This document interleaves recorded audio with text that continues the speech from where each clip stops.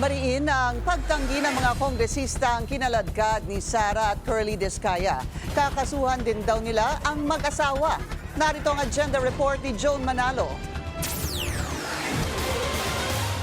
Agad pumalag ang mga kongresista at politiko na pinangalanan ni Curly Descaya. Sa isang pahayag, sinabi ni Pasig Representative Roman Romulo na hindi siya kailanman naging sangkot sa kahit anong bidding o maging sa pagpili ng mga contractor para sa mga proyekto ng DPWH. Diversionary tactic lang daw ito at pagtuturo sa iba para matakasan ang pananagutan sa batas. Kaya hinamon niya sina Curly at Sara Descaya na magpakita ng ebidensya. Ganito rin ang tugon ni Marikina Congressman Marcy Teodoro. Hindi rin daw siya ang congressman noong na-award ang mga kontrata sa kumpanya ni Descaya. Pinabulaanan din ni Quezon City Congressman Arjo Atayde ang akusasyon at pananagutin daw niya sa batas ang nag-aakusa sa kanya. 100% not true naman daw ang paratang laban kay Congressman PM Vargas dahil wala raw ni isang project ang mga Descaya sa 5th District ng Quezon City. Magsasampa rin daw si Vargas ng kaso laban sa mga Descaya. Ang mensahe naman ni San Jose del Monte, Bulacan Mayor Florida Robes sa mga nagdidiin sa kanya sa flood control anomaly projects, mangilabot naman kayo. Ani Robes, kitang-kita naman daw kung gaano nakaganda ang San Jose del Monte ngayon. Wala rin daw ghost projects sa lugar. Sasampahan din daw niya ng kaso ang mga Descaya. Pinabulaanan din ni Occidental Mindoro Representative Leo Di Tariela ang expose ng mga Descaya sa Senado. Wala rin daw siyang tinanggap na kahit anong pera o pabor mula sa mga Descaya. Kinwestiyon din ni Romblon Representative Eliandro Jesus Madrona ang basehan ng mga pahayag ni Curly laban sa kanya. Si Ako Bicol Portales Representative Zaldico, na dating chairman ng Appropriations Committee, tinawag na baseless, irresponsible at hearsay ang mga akusasyon laban sa kanya.